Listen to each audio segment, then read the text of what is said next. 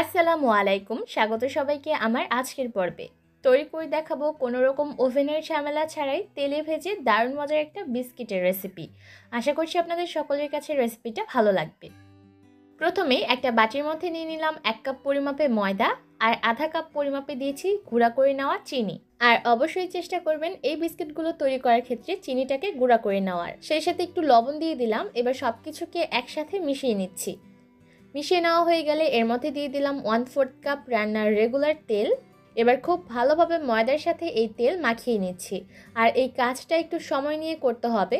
আপনি যত ভালোভাবে ময়দার সাথে এই তেলটাকে মাখিয়ে নিতে পারবেন, বিস্কিটগুলো তৈরি করার পর তত বেশি খাস্তা হবে আর মুচমুচে হবে। আর একটু হাত দিয়ে ঘষে ঘষে ময়দার সাথে এই তেলটাকে মাখিয়ে নিতে হবে। তাহলেই দেখবেন যে বিস্কুটগুলো তৈরি করার পর পারফেক্ট হবে। তেল দিয়ে ময়দাগুলোকে মাখিয়ে নেওয়া হয়ে গেলে এবার এর মধ্যে আমি সামান্য একটু পানি দিয়ে দিলাম খামিরটাকে তৈরি করে নেওয়ার জন্য। তবে পানিটাকে খুব বেশি পরিমাপে দিতে যাবেন না, এতে করে কিন্তু খামিরে পানির পরিমাণ বেশি হয়ে যেতে পারে। আমি সামান্য একটু পানি দিয়ে দিলাম, তারপর এই খামিরটাকে মাখিয়ে নিয়েছি।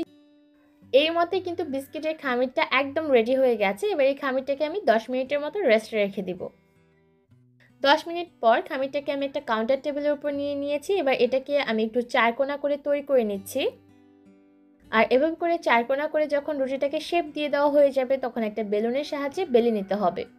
আমি একটা চারকোনা শেপের রুটি বেলে নিয়েছি। আর রুটিটাকে কিন্তু খুব বেশি পাতলা করা যাবে না, একটু মোটা করে তৈরি করে নিতে হবে। আর রুটিটাকে বেলে নেওয়া হয়ে গেলে এবার ছুরির সাহায্যে সাইডের অংশগুলোকে কেটে সমান করে নিচ্ছি। সাইডের অংশগুলো যখন সমান করে নেওয়া হয়ে যাবে, তখন ছুরির সাহায্যে মাঝ বরাবর দিয়ে কেটে নিচ্ছি। তারপর আপনি যত বড় বিস্কিট তৈরি করতে চান সেই অনুযায়ী বিস্কিটগুলোকে কেটে নিতে হবে। আমি চারকোনা শেপের বিস্কিট তৈরি করছি, আপনারা চাইলে গোল বা অন্যান্য শেপের বিস্কিটও কিন্তু তৈরি করে নিতে পারেন। এবার একটা টুকরা হাতে নিয়ে আমি একটা ব্রেড নাইফের সাহায্যে উপর থেকে একটু দাগ এঁকে দিচ্ছি। আপনারা চাইলে ছুরির সাহায্যে ওই কাজটা করতে পারেন। এতে করে বিস্কিটগুলো ভাজার পর দেখতে অনেকটা আকর্ষণীয় মনে হবে। একইভাবে করে আমি সবগুলো বিস্কিট তৈরি করে নেব আর এগুলোকে ভাজতে চলে যাব।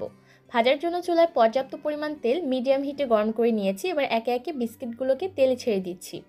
এই পর্যায়ে কিন্তু তেলটাকে খুব ভালোভাবে গরম হতে হবে, তা না হলে কিন্তু বিস্কিটগুলো তেলে ছাড়ার সাথে সাথেই ভেঙে যেতে পারে।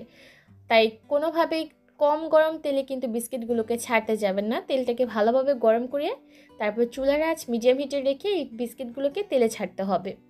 আর এই বিস্কিটগুলোকে উল্টে পাল্টে ভেজে নিতে হবে যতক্ষণ না পর্যন্ত এর মধ্যে সুন্দর একটা বাদামি রং চলে আসে। এর মধ্যে কিন্তু আমার এক ব্যাচ বিস্কিট ভাজা হয়ে গেছে। আর বিস্কিটগুলোকে ভেজে নিতে আমার প্রায় 8 থেকে 9 মিনিটের মতো সময় লেগেছে। এই বিস্কিটগুলো তৈরি করার পর অনেক বেশি মুচমুচে আর খাস্তা হয়, যার কারণে খেতে দারুণ মজার হয়ে থাকে। আশা করছি আমার আজকের এই রেসিপি আপনাদের কাছে সহজ লেগেছে। বাড়িতে অবশ্যই রেসিপিটা ট্রাই করবেন। আজকের মতো এখানেই বিদায় নিব। সবাই অনেক ভালো থাকবেন। আল্লাহ হাফেজ।